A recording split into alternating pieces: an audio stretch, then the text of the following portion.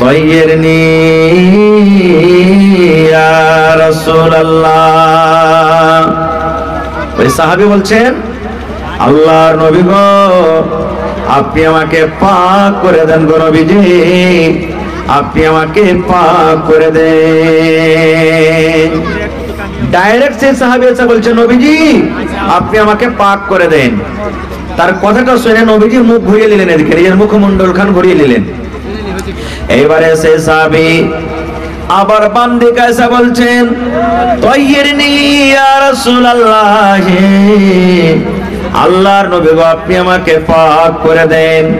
তার কথাটা শোনার পর নবীজি আবার ডান দিকে নিজের মুখখান ঘুরিয়ে নিলেন।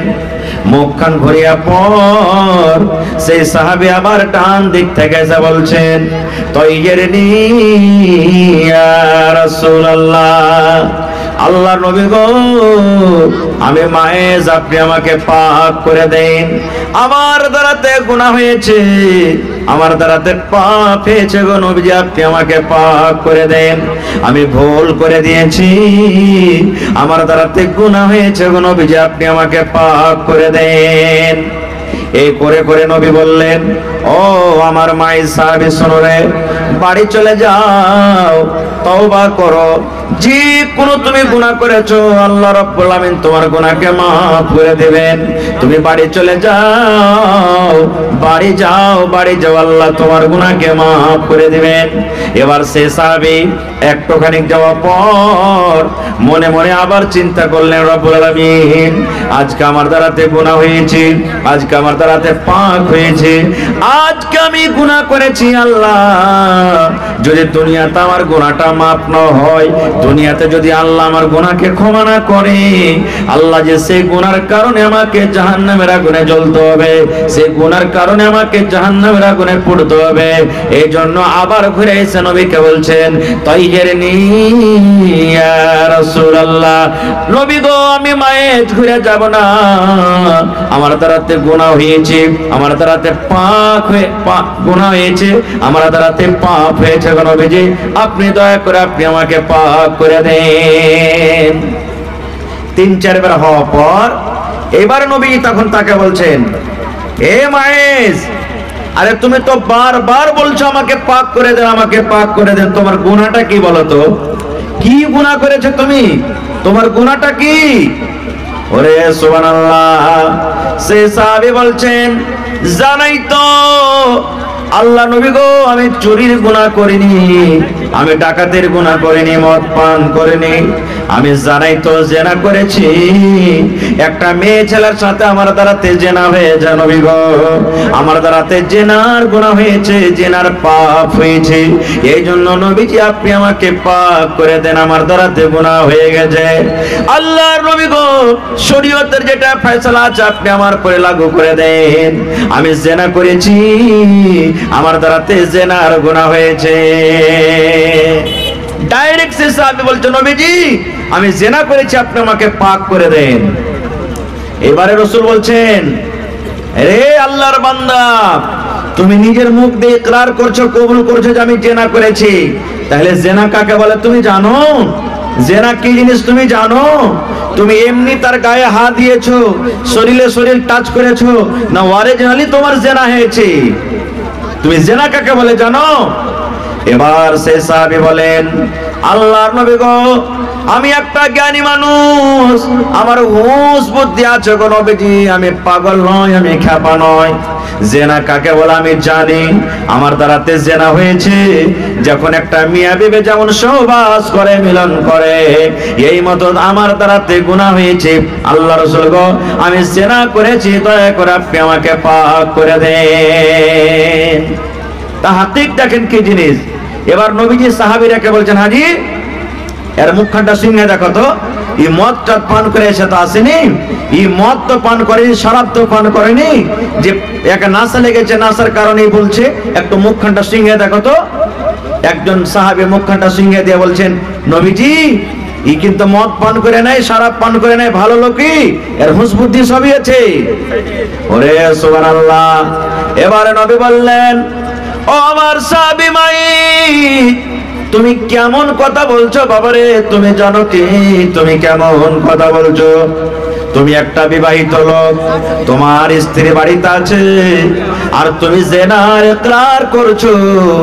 যদি তুমি সত্য জেনা করে থাকো, শরীয়ত তোমার উপরে কায়েম হয়ে যাবে, শরীয়তের শাস্তি তোমার উপরে লাগু হয়ে যাবে। তোমাকে পাথর দিয়ে, ঢাল দিয়ে, ইট দিয়ে মেরে মেরে মেরে তোমাকে রজম করে দেওয়া হবে। এবার সে সাহাবী বললেন, আল্লাহর নবী গো, আমি জানি গো নবীজি আমার দ্বারাতে জেনা হয়েছে, আর শরীয়তের সাজাও আমি জানি যে আমি যদি ইকরার করে নি আপনার দরবারে, আমাকে পাথর দিয়ে মেরে মেরে মেরে শেষ করে দেওয়া হবে। নবী গো, আমার দুনিয়ার শাস্তি কম, দুনিয়ার শাস্তি আমাকে অল্প মনে হয়, কিন্তু আমি জাহান্নামের শাস্তি সহ্য করতে পারবো না, আমি আখিরাতের শাস্তি সহ্য করতে পারবো না। এই জন্য নবী গো, আপনি আমাকে রজম করে দেন। এবারে আল্লাহ রাসূল সাহাবায়ে কেরামকে বললেন, ও আমার সাহাবার দলেরা, যাও ময়দানে নিয়ে চলে যাও, ওই ফাঁকে নিয়ে চলে যাও, আর এই মাইজকে পাথর দিয়ে মেরে মেরে মেরে তোমরা তার জীবনটাকে শেষ করে দাও, পাথর দিয়ে মেরে মেরে মেরে তাকে তোমরা রজম করে দাও। এবার পাথর মারতে আছেন, ওরে সুবহানাল্লাহ। খালিদ রাদিয়াল্লাহু তাআলা আনহু একজন সাহাবী, তার সামনে একটা উটের জবড়া পড়েছিল, ওই উটের জবড়াটা নিয়ে এমন জোর করে মায়েজের মাথাতে মারা হলো, ওরে সুবহানাল্লাহ। যেমনই মাথাতে লাগা, মাথা ফুটে এমন জোর করে রক্ত বইতে লাগলো, রক্ত বের হইতে শুরু হয়ে গেল। এবার ওই সাহাবীর শরীরে একটুখানি কিন্তু রক্ত পড়ে গেল, একটুখানি তার শরীরে খুন লেগে গেল। এবার তখন সেই সাহাবী বলছেন, আল্লাহ আমি কি করলাম, আমার শরীরে নাপাক রক্ত লেগে গেল, ওই নাপাক রক্ত আমার শরীরে টাচ করলো, ওই পাপের রক্ত আমার শরীরে লেগে গেল। যেমন কথাটা শোনা, আল্লাহ রাসূল সেই সাহাবীকে বলছেন, ওরে আল্লাহর বান্দা, খবরদার খবরদার তোমরা মায়েতকে গালি দিও না, খবরদার মায়েতকে গালি দিও না। কেন না, মায়ের জানে আমি আল্লাহর নবীর দরবারে যদি তো ইকরার করে নি, আমি আল্লাহর নবীর দরবারে যদি আমি নিজকে সারেন্ডার করে দিই, আমি জেনা করেছি এই গুনাহটার যদি আমি ইকরার করে নি, আমাকে নবীজি পাথর দিয়ে মেরে মেরে মেরে আবার জীবনটাকে শেষ করে দিবে। দয়ার নবী পাথর দিয়ে মেরে মেরে মেরে আমার জীবনটাকে হারিয়ে দিবে। কিন্তু ওরে সুবহানাল্লাহ, নবী বললেন, সাহাবীরি এতখানি সাজা জানা সত্ত্বেও আমার দরবারে এসে কবুল করেছে। এই আমার সাহাবীরা শুনে নাও, মায়ে আল্লাহর দরবারে এমন করে তওবা করেছে, মায়ে যেমন দরবারে আল্লাহর দরবারে কেঁদে কেটে তওবা করেছে, সেই তওবাটা যদি তার তওবাখানাকে যদি গোটা মদিনার পাপীদের মধ্যে, গুনাহগারের মধ্যে যদি বেঁটে দেওয়া হয়, তার তওবার কারণে আল্লাহ রাব্বুল আলামিন সমস্ত মদিনাবাসীকে আল্লাহ ক্ষমা করে দিবেন। এই জন্য খবরদার খবরদার মায়েজকে তোমরা গালি দিও না। নারে তাকবীর। তাহলে দেখেন, একজন সাহাবী যার কোরআনে আল্লাহ রাব্বুল আলামিন জিকির করেছেন যে সাহাবীর আমল দেখে আল্লাহ খুশ, আর আল্লাহর আহকাম বিধান পেয়ে সাহাবায়ে কেরাম খুশ, তাদের দ্বারা তো জেনা হয়েছে। তাহলে জেনার কি ফয়সালা হলো, যে যদি কোন অবিবাহিত যার বিয়া কিন্তু হয়নি, বেটা ছেলা হোক কিংবা বেটি ছেলা হোক, জেনাতে ধরা পড়ে, তাহলে কত কোড়া মারতে হবে তাকে? কত কোড়া মারতে হবে ভাই? জোরে বলেন না। 100 কোড়া মারতে হবে। একটু জোরে বলেন, কত কোড়া মারতে হবে? 100 কোড়া। কিন্তু আমাদের এলাকাতে কেমন কোড়া লাগায় জানেন? আপনাদের এলাকাতে কেমন আছে না আছে, যে বিচার পঞ্চায়েতে বসলো, এবার 10 খান টাকা ধরবে কমছি, বা 5 খান টাকা ধরবে। যদি 5 খান টাকা হয় তো এক বাড়ি লাগলো তো 5 বার হয়ে গেল, 10 খান করে ধরে তো 10 বাড়ি মারবে, 100 ঘন্টা হয়ে গেল। জি না, এটা কোড়া মারার এটা নিয়ম নয়। আর যদি বিবাহিত যদি ছেলে মেয়ে ধরা পড়ে, তাহলে কিন্তু তাকে রজম করতে হবে। কিন্তু আমাদের বাস হিন্দুস্তানে এখানে ইসলামী কারণ চলে না, আমরা কোনটাই সাজা করতে পারি না। একটু যদি বেশি করে লাগান, আপনার ব্যাপারে কেস দায়ের করে দেবে। করবে কি করবে না? হ্যাঁ, যে বড় বাবু সিরাইনিকেরা বলবে, বড় বাবু আমাকে এরকম ভাবে মেরেছে, কিন্তু কি কারণে মেরেছে ওগুলা দেখা দেখি না, আপনাকে চক করে ফেলে দিবে। এই জন্য মন্ডল সরদার মুখিয়াজি মৌলভী সাহেব সমাজের যারা আছে এরা শরীয়ত কিছু করতে পারে না। খুব খৈর যা হোক, আমি ওদিকে যাব না। খুব তো সাহাবায়ে কেরামের দ্বারা থেকে ভুল হয়ে গেল, কিন্তু তওবা করলেন, তওবার কারণে আল্লাহ তাবারাক ওয়া তাআলা তার গুনাহ মাফ করে দিলেন। এবার আরেকটা মাসলা শুনলেন, আজকে আমাদের এলাকাতে সমাজে একটু যদি শুধু ছেলে মেয়ে যদি গল্প করে, ওরে আল্লাহ, আরেকজনের তখন ও শুধু গল্প করতে দেখবে, আইসা গ্রামে বলবে, আবে আর শুনেছিস কিছু, দেখেছিস? ওই যে কি আছে, ওই যে আব্দুল্লাহর বেটি আর জামশেদের বেটাকে দেখলাম, ওরে সুবহানাল্লাহ বলিস না আর কিছু, দিলে গ্রামে ঢোল পেটে। এরকম হয় না? হয় না? শুধু গল্প করতে দেখেছে ও, আর কিছু দেখেনি আর আগে। আর ও আইসে এমন ভাবে তেল মশলা লাগাবে যে বোরকা বিচার বসিয়ে দিবে। এবার যেমনি সমাজের লোক বসে গেল, এই তোকে কতখানি কি হয়েছে বল, দুজনই বলছে না আমাদের কিছু হয়নি, বাস 4 লাখ 5 লাখ টাকা ফাইন হয়ে গেল। এই ভাই মুসলমান, আল্লাহ রাসূলের হাদিস বলছে আপনাদের সামনে সহিহ হাদিস, আল্লাহ নবীর জামানাতে একজন সাহাবী দোকানদার ছিলেন, দোকানদারি করত। খাজুর ছিল গ্রামে, দোকানে খাজুর, দোকানে সয়দা আছে। গ্রামের একটা মহিলা দোকানে সওদা কিনতে গেছে, যেমন আমাদের এলাকাতে যাই না, মা খালা বহিন দাদি নানি সাবুন কিনতে যায়, সারাপ কিনতে যায়, দরকার হিসেবে যায়। এবার আল্লাহ নবীর জামানাতে সেই মহিলা দোকান গেছে সওদা কেনার জন্য। এবার সেই সাহাবী কেমন যে লেগেছে তাকে, সেই মেয়ে ছেলেটাকে ধরে চুমা দিয়ে দিয়েছে।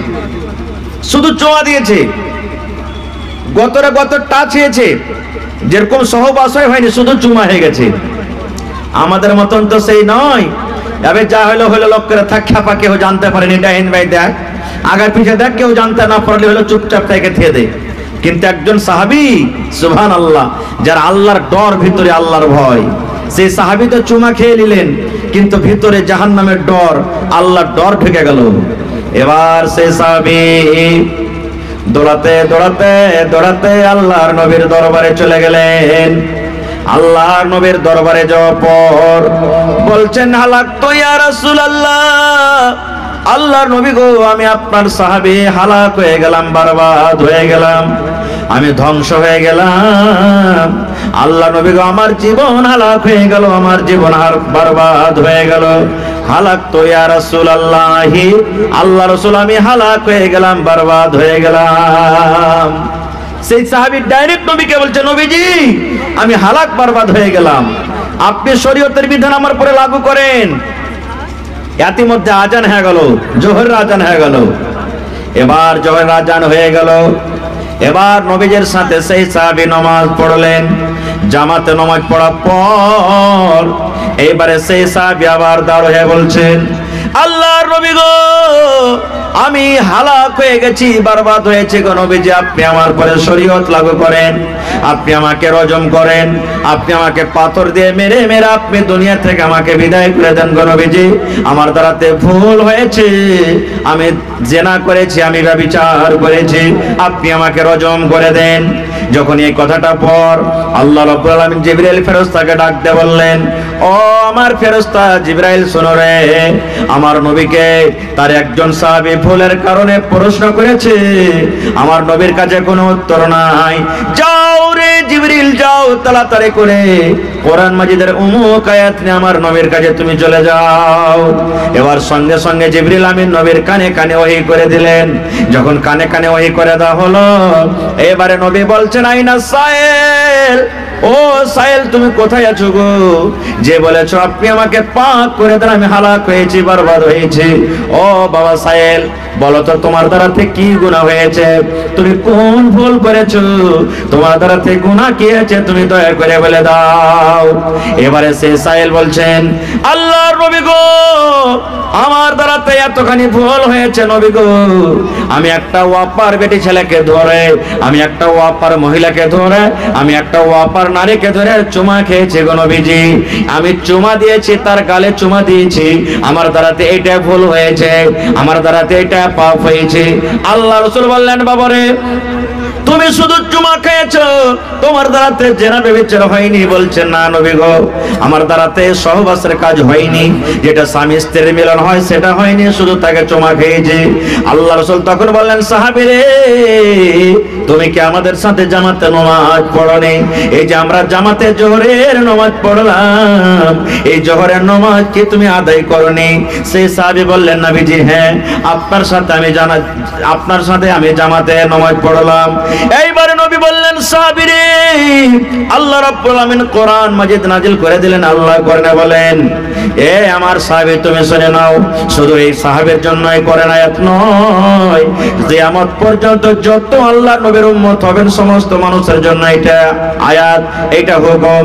আল্লাহ রাব্বুল আলামিন নবীকে বললেন, নবী তুমি বলে দাও, ওয়া আকিমিস সালাতা তারাফাইন নাহারি ওয়া যুলাফাম মিনাল লাইল।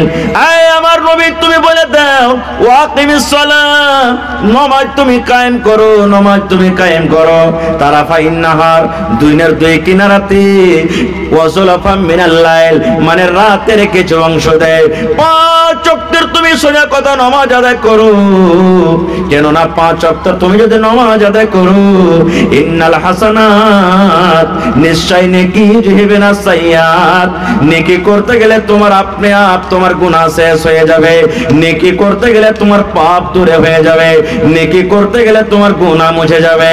এজন্য সাহাবীরে, যাও যাও যাও, তুমি নেকি করো, নামাজ পড়ো। এই নামাজ তুমি বাদ দিও না। নামাজ পড়ার কারণে একটা মেয়ে ছেলেকে তো তুমি চুমা দিয়েছো, আল্লাহ রাব্বুল আলামিন নামাজের কারণে তোমার গুনাহকে আল্লাহ মাফ করে দিবেন। নারে তাকবীর। কিন্তু সুবহানাল্লাহ, এটা মনে করিয়েন না যারা হোসেন মাওলানা আওয়াজ করে গেছে যে বেটি ছেলেকে যদি ধরে চুমা দিয়ে দিই আর নামাজ পড়ি তো মাফ হয়ে যাবে, মুনসাইর একবারে রাস্তাতে দাঁড় হয়ে যাবে আর বেটি ছেলেকে ধরে ধরে চুমাচাটি করব, মাফ হয়ে যাবে। জেনে শুনে যদি এরকম হয়ে গেল গুনাহ মানুষের দ্বারাতে, তাহলে এই সমস্ত আমলে আল্লাহ মাফ করবেন। আর বারবার যদি গুনাহ করতে থাকেন, তাহলে আরো একটা হাদিস শুনেন। আল্লাহ রাসূল একদিন সাহাবায়ে কেরামকে নিয়ে হাঁটছেন, রাস্তা দিয়ে হাঁটতে আছেন, একটা বড় ময়দানে নবীজি পৌঁছে গেলেন। এবার সাহাবা কেরামের দল আছে। আল্লাহ রাসূল বললেন, সাহাবীরে তোমরা এখানে দাঁড়াও, ও আমার সাহাবীর দল তোমরা দাঁড়াও।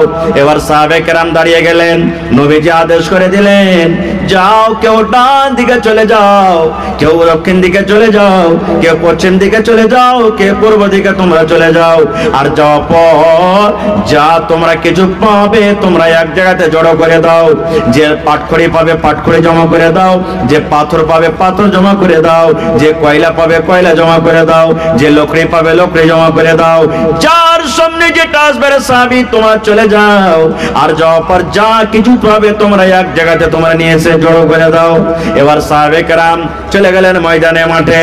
কেউ পাথর লেসে জমা করে দিলেন, কেউ কয়লা লেসে জমা করে দিলেন, কেউ পাটখড়ি লেসে জমা করে দিলেন, কেউ ইট লেসে জমা করে দিলেন।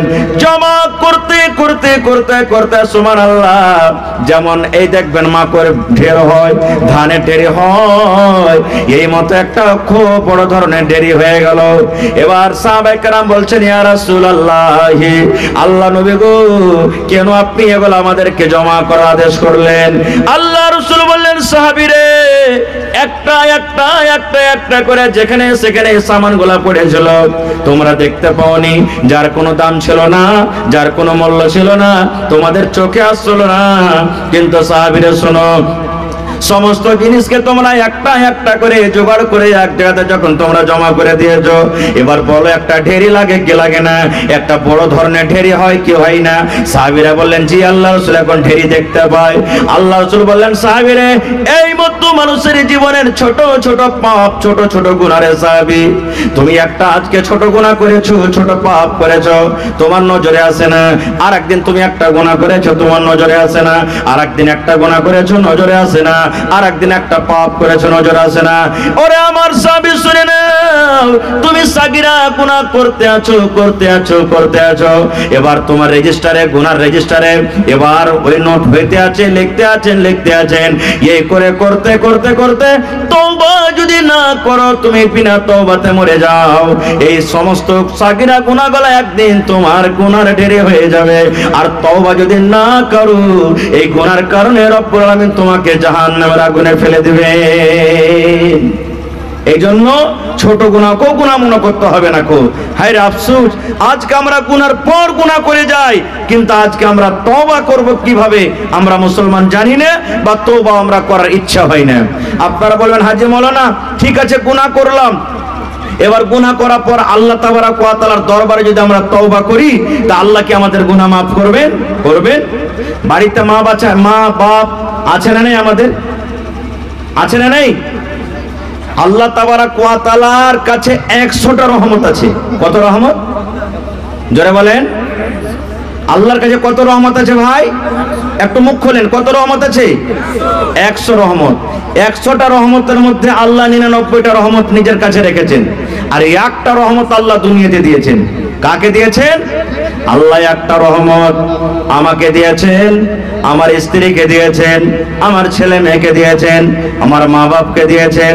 একটা রহমত আল্লাহ আপনাকে দান করেছেন, আপনার মা বাবাকে দান করেছেন, আপনার ছেলে মেয়েরাকে দান করেছেন। কিয়ামত পর্যন্ত যত মানুষ আসবে এবং যারা দুনিয়া থেকে চলে গেছেন সমস্ত লোককে আল্লাহ ভাগ করে দিয়েছেন। শুধু মানুষ নয়, আল্লাহ একটা কুকুরকে দান করেছে ওই রহমত, এবং কুকুরের মা বাপকে আল্লাহ দান করেছেন।